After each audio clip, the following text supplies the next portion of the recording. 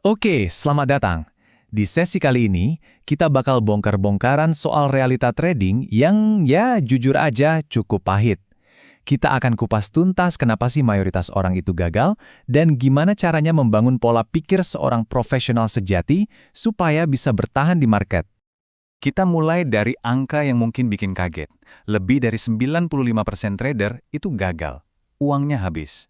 Dan yang bikin lebih ironis lagi, banyak loh dari mereka itu udah ikut kelas-kelas trading yang harganya selangit. Ini bukan angka kecil ya, ini mayoritas absolut.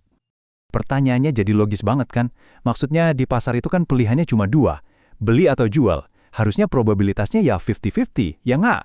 Tapi kok kenyataannya jauh panggang dari api?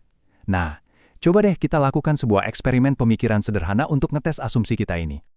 Bayangin, kita trading pakai lemparan koin. Aturannya super simple. Keluar gambar, kita beli. Keluar angka, kita jual. Udah gitu aja. Kita pasang resiko kecil, katakanlah 1% per transaksi. Percaya atau enggak, dengan metode seacak ini pun, saya berani jamin akun Anda nggak akan kena margin call. Nah, ini dia tamparan kerasnya. Tapi ini penting banget.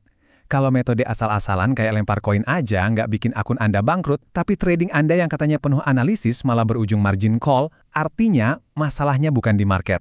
Masalahnya ada di diri kita sendiri. Oke, kita masuk ke pilar pertama. Dan ini nih, biang kerok kesalahpahaman yang menjebak 95% trader di luar sana. Kita akan bongkar, apa sih sebetulnya arti sebuah strategi trading itu? Kedengarannya familiar nggak sih siklus ini? Anda belajar satu metode, gagal. Terus strateginya yang disalahin. Pindah ke metode lain yang katanya holy grail, gagal lagi. Pindah lagi. Ini tuh kayak lingkaran setan frustrasi yang nggak ada ujungnya karena kita mikir strategi itu harusnya bisa nebak pasar dengan akurat. Nah, disinilah mindset kita harus di-reset total. Strategi trading itu bukan bola kristal. Strategi adalah seperangkat aturan untuk mengontrol diri kita sendiri, bukan untuk mengontrol pasar. Tujuannya cuma satu, memastikan setiap tindakan kita di market itu konsisten, pakai pendekatan yang itu-itu lagi. Jadi, poin utamanya adalah ini. Simpelnya gini, gimana kita mau dapat hasil yang konsisten kalau cara main kita aja gonta-ganti terus? Nggak akan bisa. Konsistensi dalam bertindak adalah syarat mutlak untuk hasil yang konsisten. Oke, pilar kedua. Setelah kita punya aturan main yang jelas, sekarang kita ngomongin gimana caranya biar kita nggak game over di tengah jalan. Fokusnya bukan lagi ngejar profit gede, tapi gimana caranya ngelola risiko supaya kita bisa terus main besok, lusa, dan seterusnya. Di sini kelihatan banget bedanya cara mikir amatir sama profesional. Amatir itu selalu nanya, wah bisa profit berapa nih? Sebaliknya, seorang profesional selalu mulai dari sisi yang beda. Dia akan bertanya, berapa biaya yang harus siap saya bayar untuk menjalankan strategi ini, bahkan kalau lagi apes-apesnya. Biar gampang, kita pakai contoh ya. Anggaplah setelah Anda melakukan backtest, Anda nemu kalau rekor kekalahan beruntung terpanjang dari strategi Anda itu 14 kali. Nah, seorang profesional itu nggak cuma siap untuk 14 kali kalah. Nggak, dia siap untuk 2 kali lipatnya. Beneran, kita harus siap mental dan dompet untuk menghadapi 28 kekalahan berturut-turut. Dan inilah dampak nyata dari pilihan resiko itu.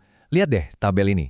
Dengan resiko 3% per trade, 28 kali kalah beruntun, itu bakal menggerus 84% modal Anda. Mentan udah pasti hancur lebur. Sekarang bandingkan dengan resiko 1%. Kerugian Anda cuma 28%. Sakit sih, tapi akun Anda selamat. Dan yang paling penting, kepala Anda masih dingin untuk lanjut trading. Ini pernyataan yang keras, tapi benar. Jadi mari kita tanamkan ini baik-baik. Margin call atau akun MC itu bukan risiko trading yang wajar. Sama sekali bukan. Itu adalah bukti kegagalan total dalam menerapkan manajemen uang. Nggak ada ceritanya trader disiplin kena margin call. Oke. Kita sampai di pilar terakhir. Dan jujur aja, ini mungkin yang paling berat. Setelah strategi beres, risiko aman, pertarungan sesungguhnya itu, ya melawan isi kepala kita sendiri. Saya yakin pertanyaan ini pasti muncul di benak banyak orang. Duh, kalau risikonya secuil gini, kapan kayanya? Kita lihat di medsos orang pamer profit ribuan %, sementara kita disuruh main aman. Nah, ini adalah tarikan psikologis yang sangat kuat ke arah serakah dan gak sabaran. Dan ini jawabannya, yang mungkin agak pahit tapi harus diterima. Di awal-awal perjalanan trading Anda, lupakan dulu soal bikin duit. Serius. Tujuan utama Anda adalah membangun kebiasaan yang benar, menempa disiplin, dan membuktikan ke diri sendiri kalau Anda bisa patuh sama rencana Anda. Skill dulu, baru profit. Gimana caranya? Gini langkah-langkahnya. Pakai modal yang cukup, berarti biar Anda serius. Latih diri Anda untuk patuh 100% sama aturan. Hilangkan kebiasaan ikut-ikutan atau entry iseng. Fokus untuk bertahan hidup. Nah, kalau itu semua udah beres dan Anda bisa membuktikan konsistensi Anda, baru boleh mikirin nambah modal. Jadi, mari kita kumpulkan semua ini jadi satu kesimpulan, jadi satu kerangka berpikir yang bisa langsung Anda pakai untuk mengubah cara Anda trading. Inilah 3 perubahan mindset fundamental yang memisahkan 5% trader sukses dari 95% sisanya. Strategi itu intinya soal ngontrol diri Anda. Manajemen uang itu soal ngitung ongkos untuk tetap bisa bermain. Dan psikologi itu soal ngebangun skill, bukan ngejar mimpi semalam. Saya mau tutup sesi ini dengan satu kutipan yang menurut saya ngena banget.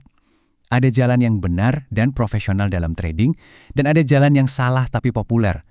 Kalau kita nggak secara sadar dan disiplin memilih jalan yang benar, maka pasar dan media sosial akan dengan senang hati menyeret kita ke jalan yang salah. Dan yang parah, kita bahkan nggak akan sadar kalau kita salah jalan. Pilihlah jalan Anda dengan bijak.